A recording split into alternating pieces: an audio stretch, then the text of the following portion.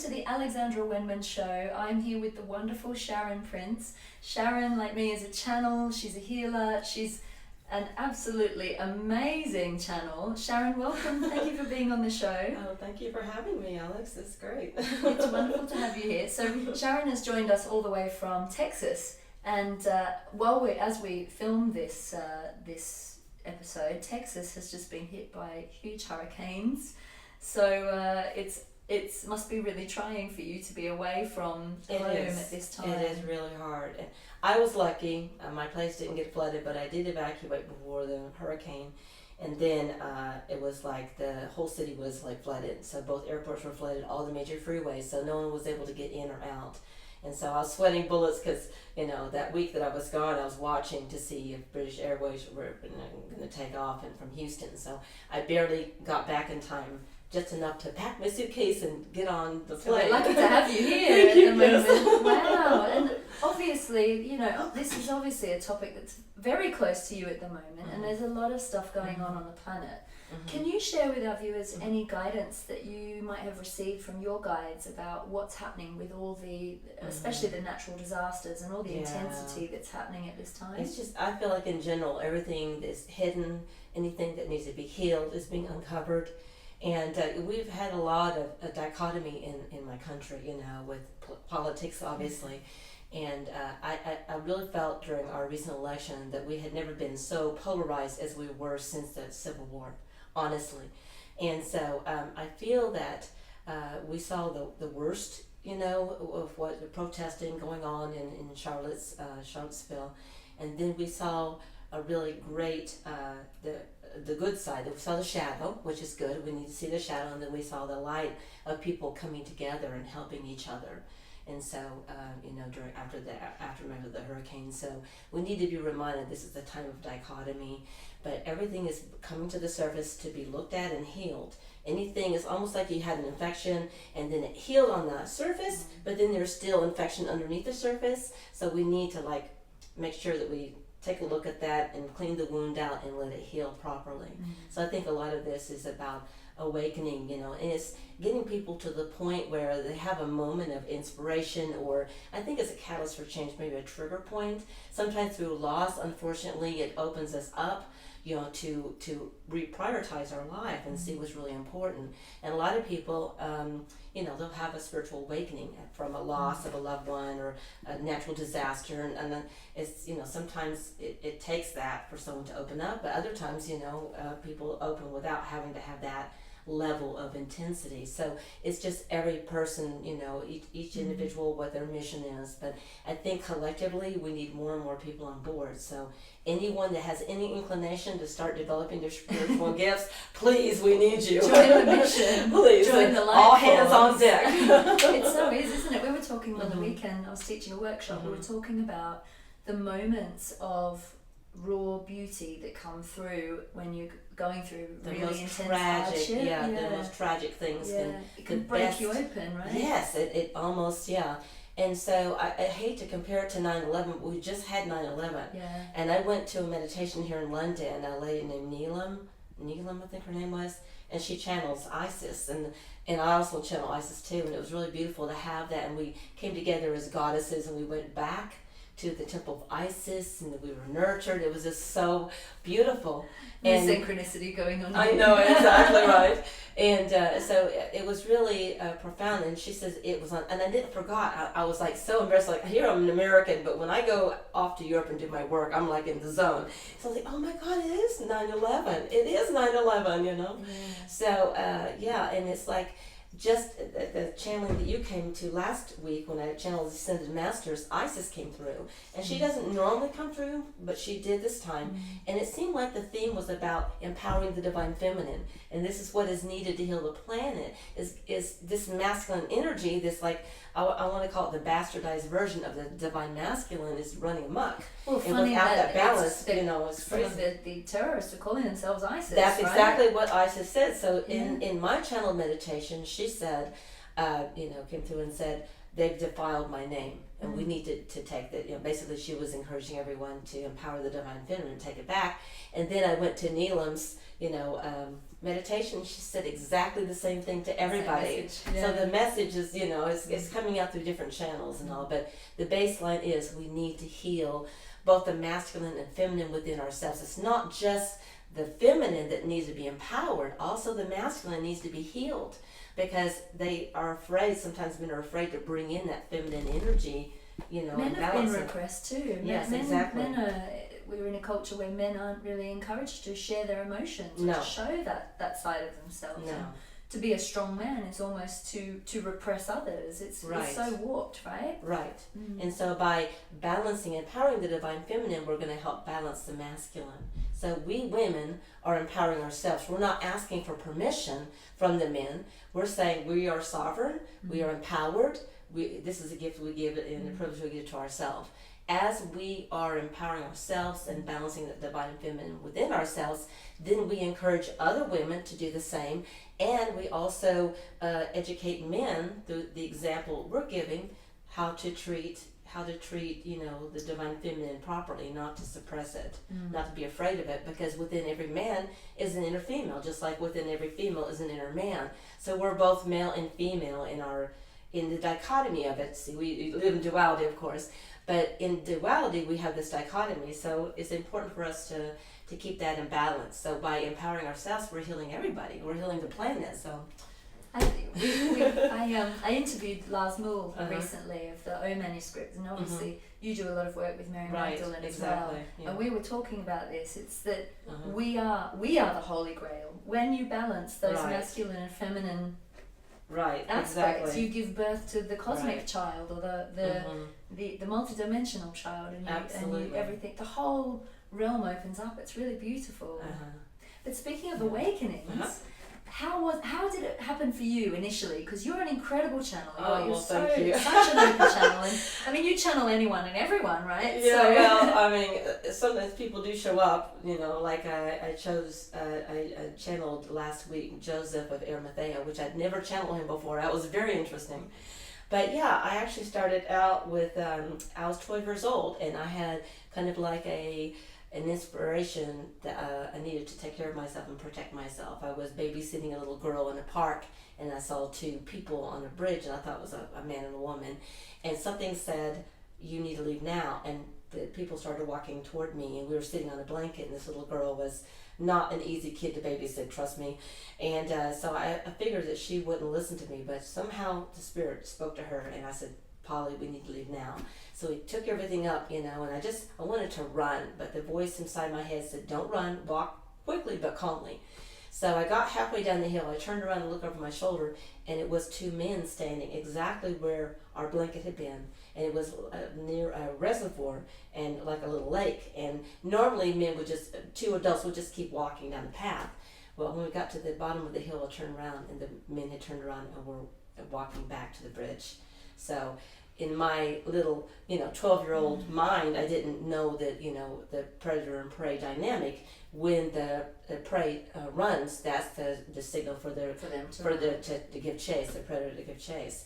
So at that point, I thought, you know what? There's somebody looking out for me. There's a higher power here. I don't know what's going on. So I started having I guess intuition about people. I'd sit down 5 minutes after talking to somebody, and I could pick up things like favorite color, what their sport was in high school. And I remember one particular incident. There was a young man at we were both at a church conference. He belonged to another church, and we were meeting for the first time. And we started talking, and he was just a normal guy.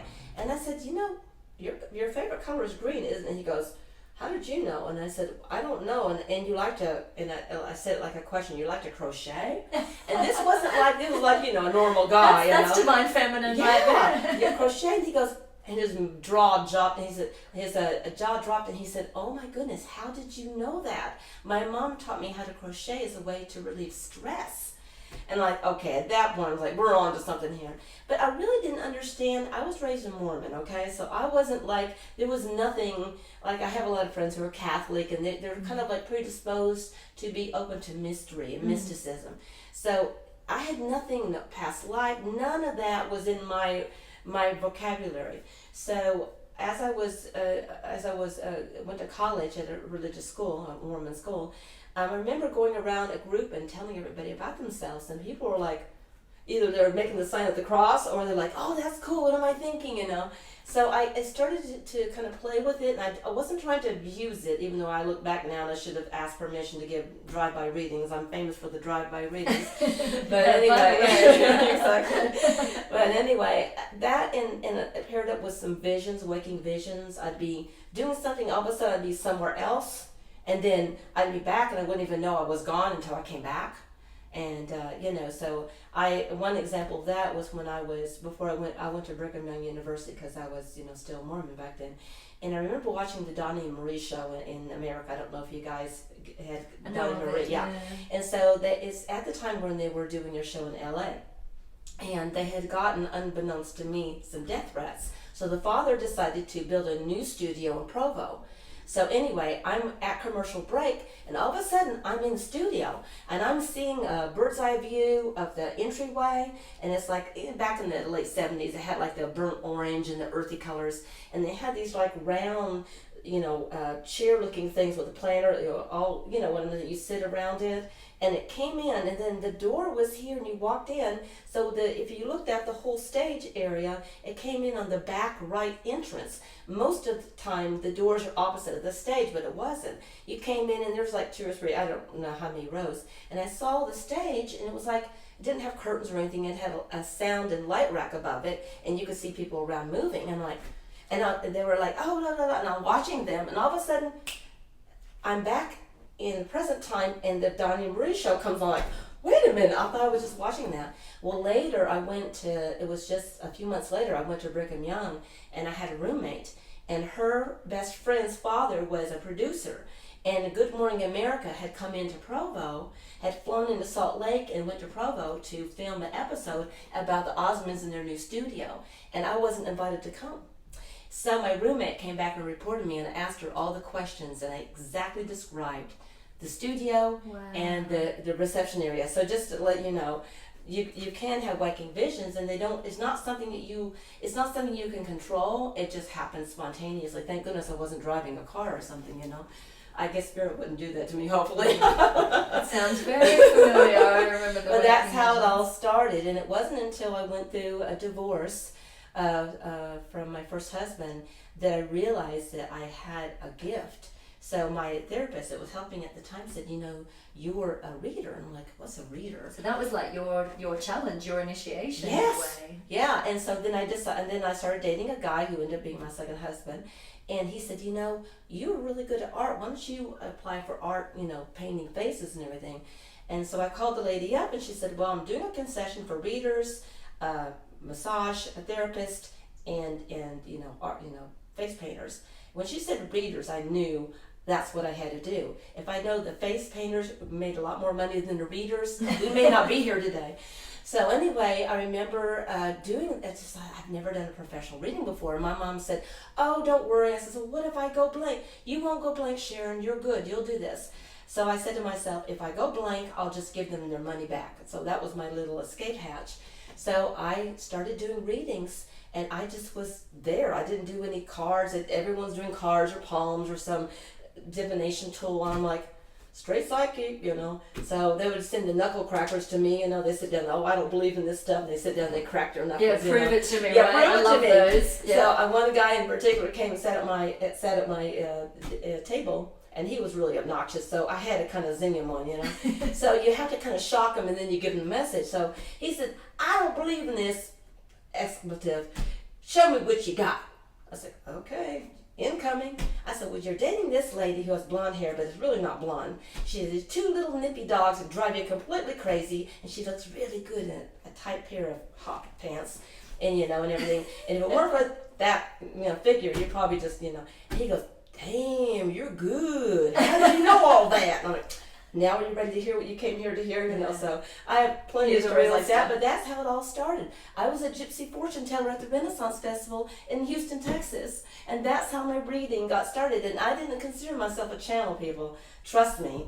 I had a book back in the 80s called Opening the Channel by Sanaya Roman. Have you heard of it? Oh, yes. Fantastic. And I'm reading this book and like, Yeah, sure, anyone can channel, but you know what? I have referred that book to so many people now. Yes, anyone can channel, and the spirit guides and angels are helping us to connect. So all you need to do is have that. You don't need years of meditation or years of channeling or doing readings. People are just dropping in now, so you do have hope, people. Yeah. Honestly, if you've never done a reading or meditated, you still have hope, because all you need to do is say, I'm open to receiving, and they will watch out. We just had a workshop on the weekend, and every single person was channeling. Every single person got a message. It's easy. They've made it easy for us now. They've been sending us so much light. All we have to do is hook into the grid, like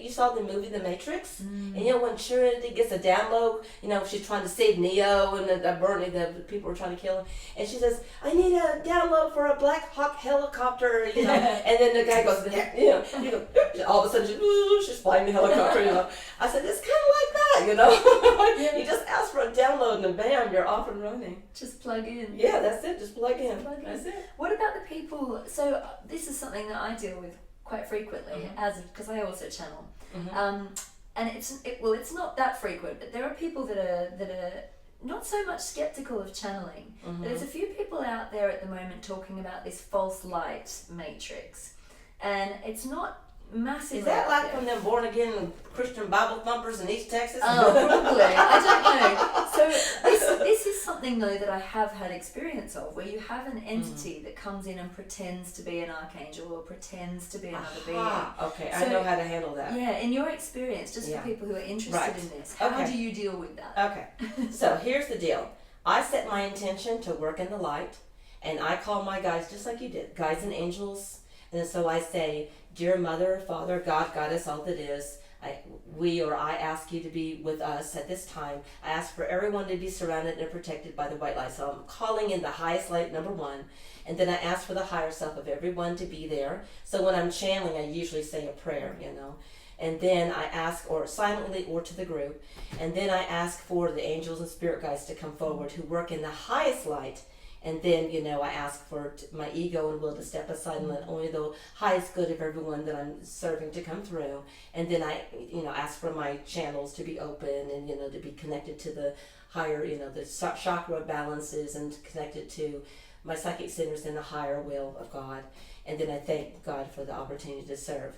And then if I am in any situation where I have any doubt whatsoever, I ask the entity, are you from the light? And there is a code that they cannot break. If they are not from the light, they cannot say they are. No. And it works every single time. And I invoke the light, like if I'm clearing a house of a ghost or what, or an entity, and I give them a chance. Like I call an Archangel Michael to escort them over to the other side. I try to convince them that being in this limbo is not helping them at all. They need to go cross over. Then they can influence this world a lot better than trying to be a disembodied spirit, So then I say, if they don't want to go, I command you to leave in the name of the light. Yeah. So when you are calling on the highest light, that's it. Yeah. Intention is everything. I send them to the light too. Yes, send them to the light. The Catholic Church, when they do exorcisms, I think they just banish them. But there's danger in that, right? Because you don't know where you're banishing it to. Well, they banish it back to where it came from. But then we have to have compassion for everyone, and on some level that soul to me is lacking in love, or believes it's lacking in love, and who knows, like some of them can be very dark, but if you're not sending it to the light, how can it move forward? So I give them a chance to go over. I say, now Archangel Michael's here, do you want to cross over? There's family and friends awaiting for you on the other side. If they choose not to, it's their free will, because I can't send anyone to the light that doesn't want to go. If they don't want to go. You can definitely offer it to them, but if I give them an opportunity, and then if I feel that they haven't taken it, then I command you to leave in the name of the light, and then I surround the area with light. But interestingly enough, I have a niece who's a very connected, she's a crystal child. Her mom is an indigo. Her mom's in the mid-20s. And I've noticed in my work that often what happens with the crystal children is the indigo comes in first. So either the parents are young parents who are indigos, or the older sibling is an indigo, and then the crystal child comes in next. So in this case, my niece is an indigo, and my great niece is a crystal child.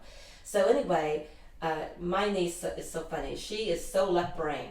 She's like, EMT. And so she's like, all medical stuff and everything. But when it comes to this kind of stuff, she consults with me because we had a situation with a demon in the house. I don't do demons, by the way. I will clear ghosts out, but I do not. I'm like a housekeeper that doesn't do windows. I don't do demons. I've seen a few. Yeah, not fun. I don't do demons. Right? It's just too much work. But anyway, so I helped her with when my great niece was very small. But anyway, this was a situation where a spirit of a teenage girl had come in a white dressing gown. Who knows what the time period was. Anyway, so I even got the name. So she says, come over here because my child is terrified. She's sleeping with me at night, can't rest. So I talked to her, and I basically said, tell me what happened. So we took a big we played with the little toys and all her little stuffed animals, and she finally came out and said, she comes and she stands over there. The portal is by the closet. So anyway, we invoked her. The ghost's name was Susan. And invoked Susan, and she was talking to me in my feed, but I didn't want to tell her everything. But apparently she had been murdered, and there was a small boy that was also with her.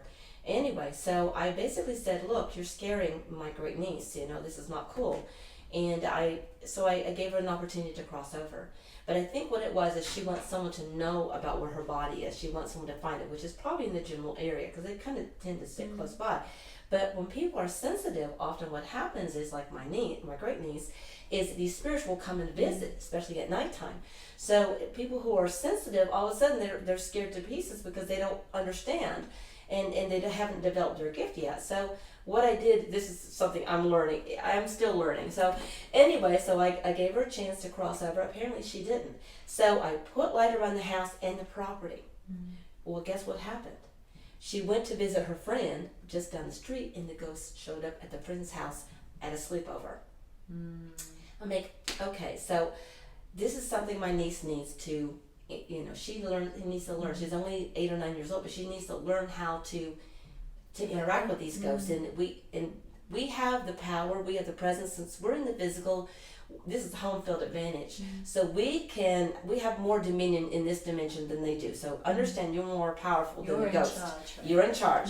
So basically, I said, just talk to her and say, leave me alone.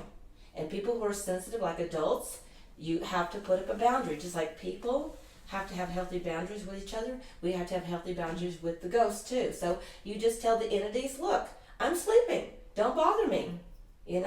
If you want to talk to me tomorrow, great. Or if you don't want to talk to them at all, I'm not doing this work, leave me alone. It's okay to send them off into somewhere else, because you're not obligated to do anything for anyone at any time, even if you are a light worker, especially if it's impinging on your sleep, or they're just desperate, they'll cling on to anyone that can see them or hear them. So I tell people, just have healthy boundaries, put light around you, have Archangel Michael watch over you at nighttime, and bam, it's a done deal.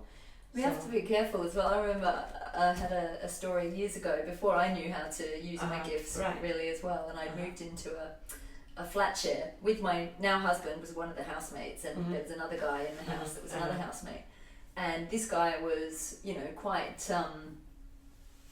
I will say, quite aggressive, a little bit of a bully as a housemate. Oh. And I got woken up in the middle of the night. It was the first workshop I'd ever done to start to develop my gifts. And it was the weekend of that workshop. So I was obviously very open. Yeah. And in the middle of the night, I thought it was a dream at the time. But this guy's voice, and the spirit, the guy that was trying to wake me up, sounded exactly like the housemate and had the same almost personality, so I knew it was a relative of his. And it was wake up, wake up, wake up. It was all night, and then finally I woke up and I went, F off! Trying to sleep, mate. And it was like he was badgering me. And I'd had experiences like this growing up, but not to that level of it's like really in your aggressive. face. Wake up! I've got a message. I was like, get out! And then just before he left, he was trying to tell me to tell my housemate to be careful on his motorcycle. It was just and then I found out that I got in loads of trouble too. You talk about drive-by readings. Yes. So the next day I was like, oh my God, did you have a cousin? And I had his name and everything. Did he die in a motorcycle accident? And he was like, yes. And then he got so angry at me because it brought up all the pain that he'd had in losing the cousin or whatever it was, cousin or uncle, I can't remember.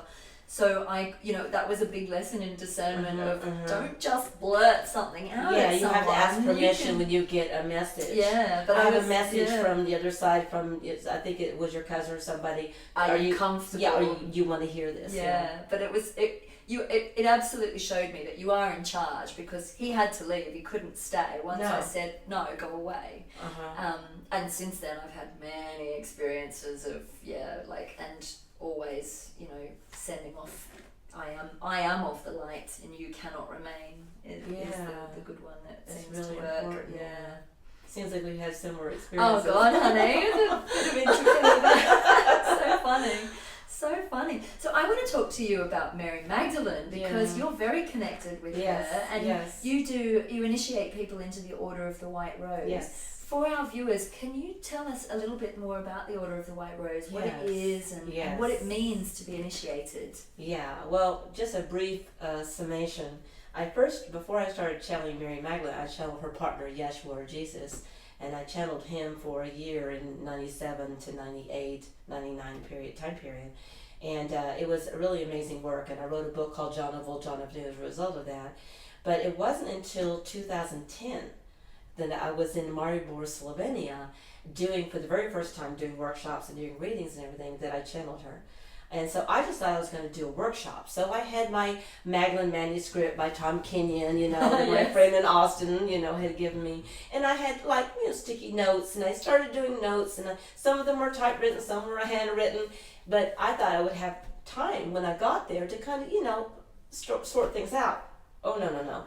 I hit the ground running. So I was reading from the morning hours to the late, barely had time for lunch or supper, had a radio interview, and that day I'd happened to have a TV interview with a BB affiliate in Slovenia. Anyway, so here I am, I'm tired, I had no sleep the night before, no heat in the house, that night, and it was freezing outside, so I was exhausted.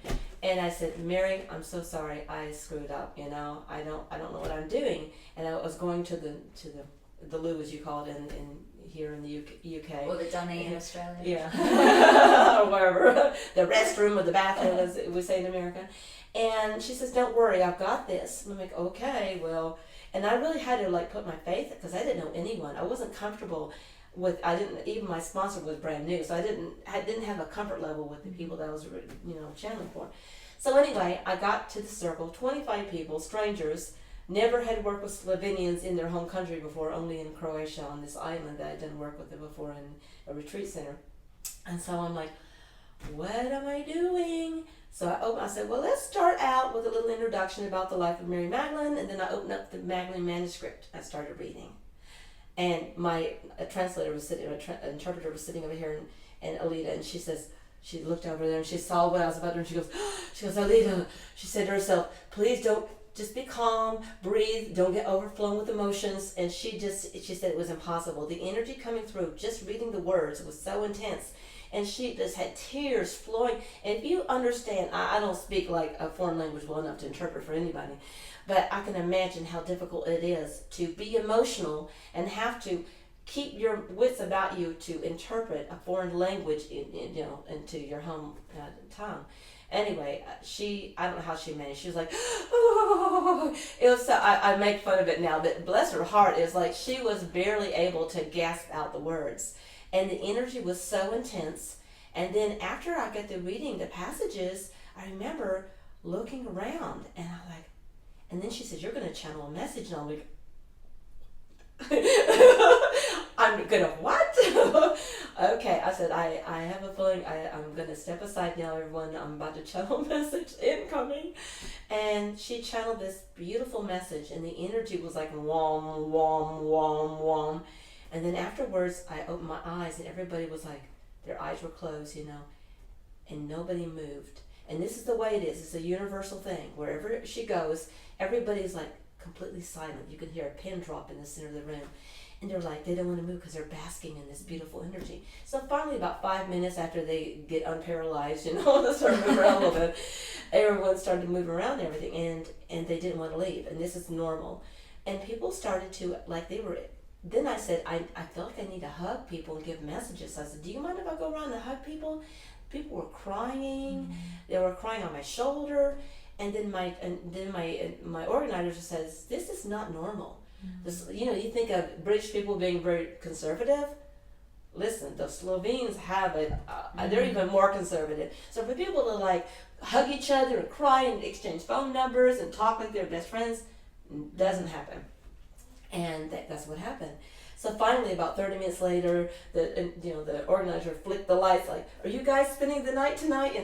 But I remember one lady in the circle, I had done a reading for earlier that week. I didn't really know her, but she was a friend of one of my clients, and they had said that she was wide open. She was born as an open channel. I think some people that come through the birth canal and they don't go fully into the body to the very last second, the veil is very thin for them.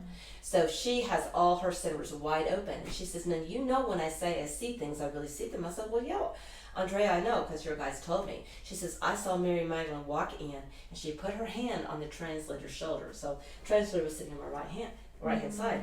And she said, it's probably just because she's just a translator. She kind of made it like a big deal. So afterwards, I asked Mary Magdalene, because she was with me for about 4 hours, and I said, why did you stand between me and Alita, and why did you put your hand on?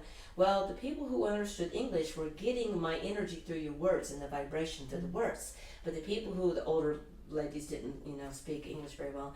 Those who didn't understand English would have only gotten the words. So I had to send my energy into your interpreter, your translator, so she could speak the words with the same energy that you were. Exactly. Wow. So to this day, when I have to, to have an interpreter, I always put that person on my right-hand side. But that's how it all started. So when I got back to America, I said, now, what rose is associated with Mary Magdalene? And I got white for some reason. I didn't know why. So anyway, as the years went by and I've channeled her, I found out that white was, of course, I was told that Yeshua used to bring her white roses, and I got a lot of information over the years. But it wasn't until a couple of years, maybe in the spring, it would have been 3 years, in the spring of 2018, it will be 3 years since I've channeled her, they told me that I was going to restore the order of the rose. And I'm like, well, what order is it? And they said the order of the white rose. I'm like, okay. So apparently there's a main order, and then there's different orders of the rose underneath that umbrella.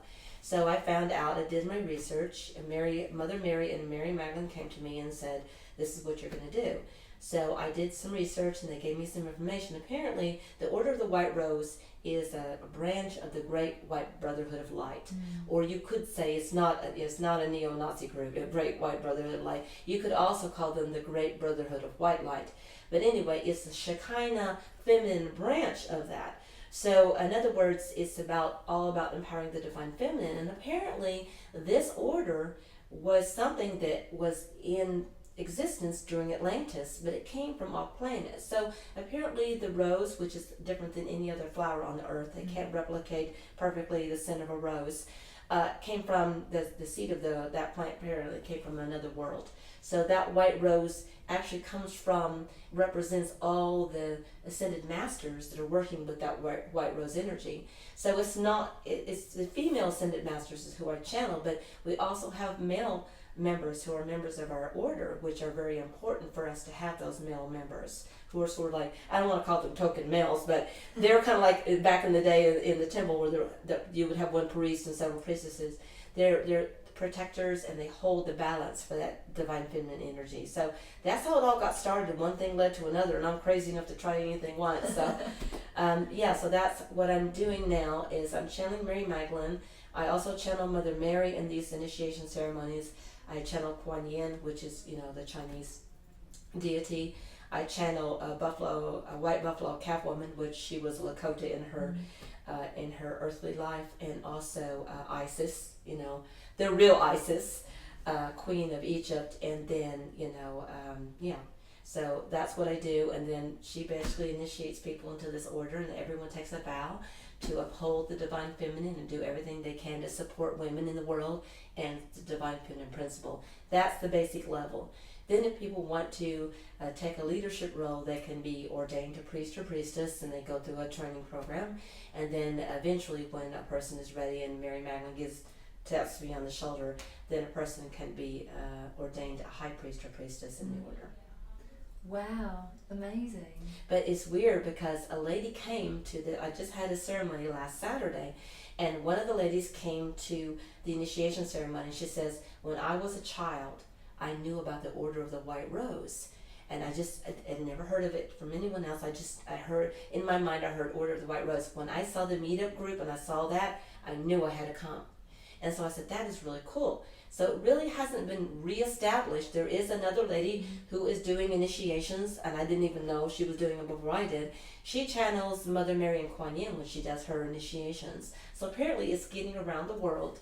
One thing I'd like to mention is when I did do research on the Order of the White Rose, just gave me chills when I read this. Apparently we had some members that incarnated during the time of World War II.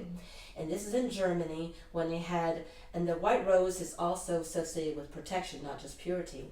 And so during World War II, when Hitler was taking over, and making all of Germany, Nazi Germany, this group of young people, ages 18, 19, 20, 21, very young people that were going to university, were basically putting out these flyers in secret and trying to let everyone know that this is all propaganda, they're lying to people, this is what's really happening, they're killing people, blah, blah.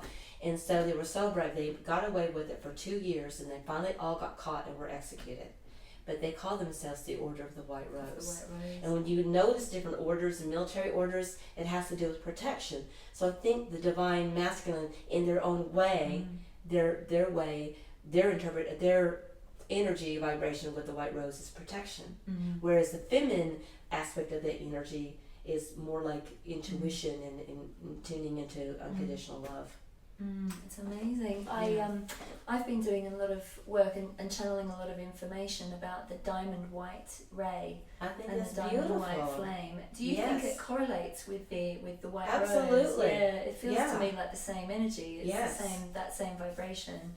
And I keep being given a diamond white diamond. Yes, an actual diamond. An actual diamond. Yes, an actual diamond. Yes. Which and one of the symbols that I work with is this symbol. I mean, it would be similar to the Masonic square and compass, but it is like that diamond shape. It has above, so below the diamond, the carriers of the diamond. And it's like the pyramid, an inverted and an upright pyramid. It's like the underworld and the overworld, triangles, all of it, and us as the bridge of the love. blade and the chalice. I mean, totally. there's so many. It's like I always say, I'm like Alice down the rabbit hole, trying to unlock all the symbolism, right? Exactly. But it's so simple. Yeah, it's just it's pure love, isn't it? Exactly. It's just beautiful. It's absolutely gorgeous. And so once people are initiated, so they then, I suppose they then have in their heart that whatever they do has an intention of empowering the divine feminine. Exactly. And have you had any extraordinary stories of people that have been sort of called to their mission once they've been initiated? Oh yeah, I have lots of people that felt like they're all of a sudden like opening to channel. Or they'll be connected, to Isis all of a sudden, or Mother Mary, or in Kuan Yin, or just other ascended masters. I mean, a lot of people, especially those who are called to the priesthood, and I think some people just come pre-qualified, and I think we all are members. Our human selves need to be initiated. Yeah. You know what I'm saying? Our human selves need to remember. Yes, an activation. So there's a lot of changes. Our good friend David just was ordained a high priest, and at first he was very reluctant, and he's done so much for the order. I mean, when I come here, last year I had 31 people that came for initiation, and that's a lot of people. But you haven't seen the process, but it'd be like channeling. But each person is initiated, and they get their symbol, they get their key to the order or the other orders. They get a personal message. There's like this really beautiful ceremony, and it's pretty intense. So we were there for 3 hours, and oh my goodness. And he was feeding me beforehand. He got the roses. I mean, he's like fetched. He did everything for me. I would have been like a complete basket case, And he took care of me, and so he did the same thing this year and helped sort out. I'm doing a retreat, by the way, for the order we're going to Glastonbury at the very end of the month. And when I come back from the ball, I'm going to the Balkans and coming back. And then I'm going to finish out my tour in the UK in Glastonbury. But anyway, so it's like, Dave, you've been doing the duties of a high priest anyway. So finally I asked him, I had to ask him when he sat down in the chair of honor to be ordained. I said, and Mary Magdalene whispered in his ear, "Are you ready for this?" And he goes, "Yes." And I knew he said it with all of his whole heart. And I said, you know what? We need someone to step up in leadership. I'm holding high priestess energy in America. We need someone in Europe. And so we have two. We have a high priest and a high priestess here in the UK. I'm so excited. Amazing. So if people here in the UK can't get access to you, yes, will there be people doing initiations now? Yes, here. The high priests and priestesses are there. At that level, you can initiate and ordain others. Fantastic. So, yeah. Great. So you do a lot of work with past lives. Are you aware of any past lives that you had that sort of pre-prepared you for this work coming into this incarnation? Yes, absolutely. Can you share anything? Well, when I was 12 years old, everything happened when I was 12, it seems like. My dad had bought a book called The Tower of London, and it was a part of a Time Life series. And I remember flipping through, it was beautiful pictures and everything.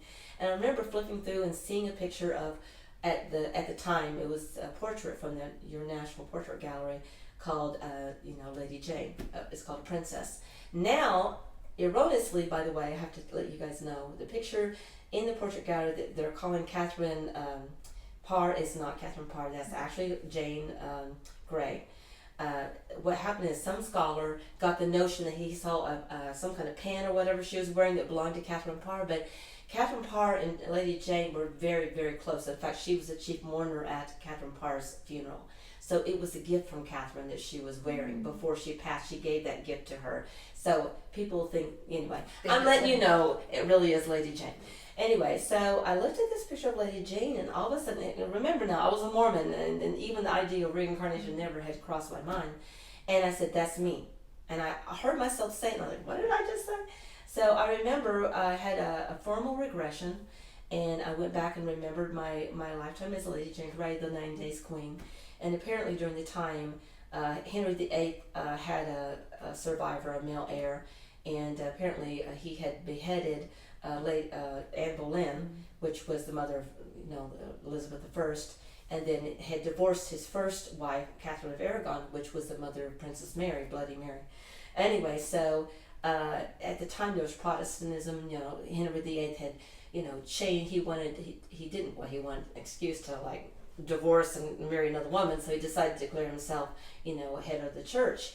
So he broke away from the Pope and everything and the Catholicism. So there was a huge rush of Protestantism, and Martin Luther King and all this stuff was happening. And so Jane was the right political. So Jane was actually. So Henry VIII had a sister, Mary, who was called the French Queen, and she gave birth to Frances Brandon, which was the mother of Lady Jane. So anyway, so she was a princess, a great niece of Henry VIII, and the oldest of these three daughters. So anyway, here I have no context for anything. So I just read a little tiny thing in this book, and when I had my regression in 1991, I really didn't have all the information, didn't really understand.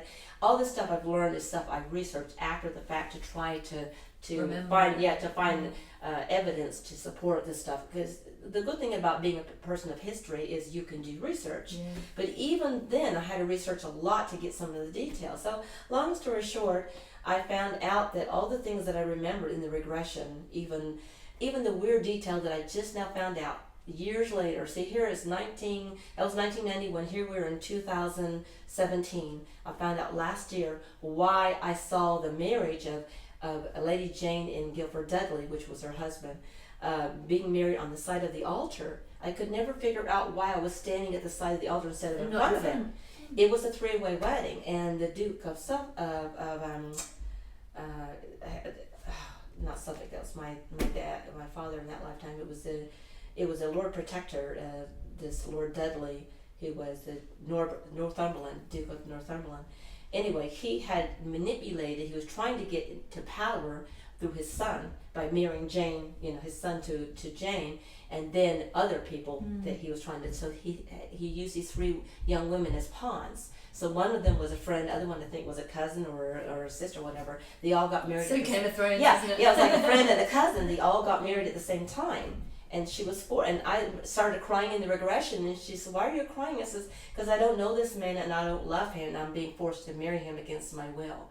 And so it's like the crying, it didn't stop to all the way to the beheading scene, But it was really interesting. Like when after the wedding, I was in an open carriage, and we were kind of going down this little lane. And she says, "Where are you going?" I said, "Well, I'm going to Mary's house for the wedding reception, but it's not Princess Mary." Well, as I did the research, she had a reception at Mary Sitto, which is the sister of her husband, Wow. So the little That's details that came out, detail. the name of the nurse came out and everything. So it's like this, and so finally I think I had the courage to come out and share this. But what I want people to know is it's not important who I was in a past life. What I brought forward was this issue of trust and betrayal. So in this lifetime I had to work through those issues, and a lot of the people who are main characters have incarnated in this lifetime, and I've had a chance to make peace with all of them and to forgive and go on. So I feel like this is just this is just a catalyst, but I've had a lot of spontaneous memories, and maybe a couple or 3 formal regressions, but the rest of it's just intuition, little vignettes, as you know. And more of us are just remembering now, right? Like I find that if I go into, I find people that can channel or that are clairvoyant, you'll be able to see what's going on. But I find that if an emotion is triggered, I go in and I go, right, where's this coming from? Where's this coming from? What's Right. happening? Is this present life or is this past and life? then it brings up, and I can see the memory comes up just instantly. But more and more of us are having this now, where you don't even need the regression. You can just go in and unlock it. You can be in a place you've never been before and have this sense of deja vu, like I've been here before. So tell us, because you were in the Tower of London the other day, right? So what happened? Well, no, it was last year actually. Oh, But right. yeah, I'd gone to the Tower of London in 1990 before I had my regression. And I remember going, ooh, and it was so weird. There's a church of Adventula there where a lot of the, people were beheaded. Because she was a princess, she was actually beheaded in the tower versus Tower Hill or Tower Green where her husband, he was a commoner, so he was brought out. Anyway, so they buried her body there, and she didn't even have a headstone like the others there. So I remember, and here's my first husband was very, scientific, very left-brain kind of person. And we walked into the middle of a tour that was already going on, and one of the beefeaters was talking about, and I'm standing and looking at these effigies, and I was walking and looking, and I looked, I said, I wonder where her body's buried, and I looked over there, and I said, right there. I said, it's right to the right, to the left of this beefeater, it's right there, the tour guide. And I said to James, I said, that's where, I know exactly where I'm buried, it's right where that guy's standing, just to the left of him or the right on our side. Sure enough, I said, excuse me, sir, can you tell me where Lady Jane is buried? Oh, yes, miss, right here. And he pointed right to the spot. And I remember I did a radio interview with Barry Eaton with Radio Out There, and he says, you always know where the body is, and I knew where my body was. So that was one little tweak. But anyway, I went back after all these years, and I went back to the, and to see how it would feel. And I was looking around for the place where she was beheaded. It had changed. They changed it completely since 1990. And I couldn't find it. And so finally I went to a beefeater and asked him, where is, and he pointed, it's like, oh my God. And I was like, it's somewhere in this area. And I was feeling like this warm. And I stood there and I got so sick to my stomach. I felt like I was going to puke right there, right on that thing. And, it's not just Jane that was beheaded there. There were a lot of, I think Anne Boleyn was beheaded there. There was a lot of, Catherine Howard probably, I don't know, several queens were beheaded there and other people. And so I think the energy, I just wanted to get a big smudge stick and go, But I was sick to the point where I was meeting some friends from Texas there, and it took me an hour to get over the nausea. I actually had to talk myself. And they said, just keep breathing. I said, I'm breathing, it's not helping. So I felt like I needed to come into full circle. Something. Yeah, I saw a blue flash. Right? So that's Archangel Michael, thank you. So I go again, I won't be sick good. But yeah, it was important for me to come back because now I've got all the knowledge and I've done the work on myself, and I just needed to go okay, I can let this go now. That was then, this is now. That's the most important thing. Because I still, when I channel, I have this thing about things around my neck. I like wearing chokers. I still cannot wear a choker very easily around my neck. Huh? I can help you clear that. Thank you. Okay. Thank you, Alex. Yes. The other thing about past lives I'm really personally interested in, it has come up before on some of my video interviews for the viewers, is you obviously are, but are you aware of any of your galactic past lives or non-earthly past lives? Well, I know I'm Pleiadian, and I went to hear a talk by Barbara Marciniak back a long time ago, back in Austin, Texas, I guess in the mid-90s. And I remember she channeled the Pleiadians, and I just started bawling. Like, why did you guys leave me on this godforsaken planet? Why can't the mothership just beam me up right now and take me home? You know, it's one of those feelings. But I can't honestly say that I have any memories of the Pleiades. I think I'm blocking it because actually if I remembered it, I'd probably go, you know. So I was like, okay. But I've been here a long time. So I know that I came around the time of Atlantis, maybe even a little earlier. But I remember coming from off planet, and I arrived in a spaceship, and I remember during that time, you know, it was quite, you know, we had a lot of intergalactic, you know, star travel people coming to visit the planet. And so I feel like I've been here a long, long time. Some of us light workers have been starseed have been here a long time. Some of the starseed coming on the planet now are very new, and they don't have any karma. They're just here in service. So I try to help some of those. You know, like you feel like you have the battle scars. You've earned your stripes, and you're like the jungle guide now. Like, yes, me Tarzan, me take you in jungle. Teach you how to swing from vine, you know. It's like I feel like I'm taking these young indigos and crystal children going, come on, this way, you know. And so I feel like some of my work here, I do have a very when I look at the Belt of Orion, I'm like, it's a Stargate. It's a Stargate into this solar system. That's where you come through. And Isis is very Syrian, very she's right here. I just read that last night. Amazing. Yes, the star just to the left, I think, of the Belt of Orion is Sirius or Softcat or something. It's called something in Egypt, but it was a star associated with Isis. Yeah. Hello, it all. We're bringing it white ring. Yeah, exactly. It's all coming together. But I notice when I look up at Orion, I'm thinking about that. But as a channel, I have a lot of clients who are also starseed. So, I mean, I've met people from Sirius, Andromeda, Antares, Arcturus. I have one client in Croatia from Alpha Centauri. I'm like, okay, that's a little bit too easy, right? The closest star, you know, to us. But he and then when you know how it is, when you channel this stuff, you forget it. It's like it goes in, it comes, and you don't even remember what you said. And then people will come back later and say, what was their name again? Then you're like, what? I had it this morning. Someone asked me this morning, what was going on with that person? I know. Can't remember. It's in the moment where it's not coming from us, so we don't hold on to it. Yeah. Unless it's something that interests me, and then I will attend to it and I'll remember it. Yeah. You know. Yeah. It's also multifaceted now, isn't it? Yeah. I've had times when in a past life I've come up in a client session. You know that we've had a lifetime together. We're getting it's like the web is getting closer. We're all being reconnected with each other as part of this beautiful web of life. Yeah. It's gorgeous. Yeah. So if people want to have sessions with you or readings with you, do one-on-ones still? Yes, I do. I do a lot of Skype readings too. Oh, that's exactly what I wanted to know. Excellent. Yes. So how can they find out more information about you? Okay, well, my very unupdated website is sharonprince.net, not .com, .net. And it will have my contact information. But just they can contact me at my website and my Facebook. I have a Facebook called the Rose. It's called Rose of Sharon Enterprises, and they can also join my Facebook group. And then I usually make announcements about my events and everything there. And in terms of your work with past lives, do you put people in regression, or are you like me? Do you get to see the past lives? It is so weird that you mention that. Yes, I am a past life regression therapist.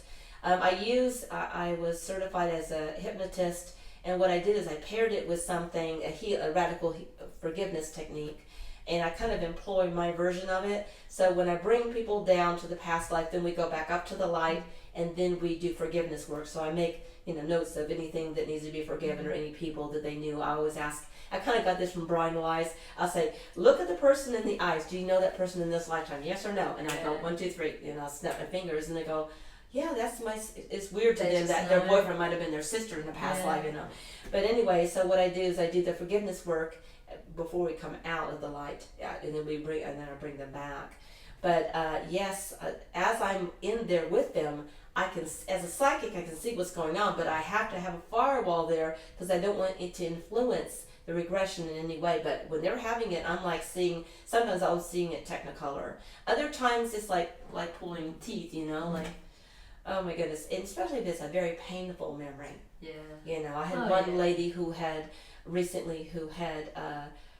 remembered a lifetime that she had become pregnant by her lover. And then he was like, I guess from a wealthy family, and the father came and made his son leave, and she was desperate, and she ended up smothering her baby.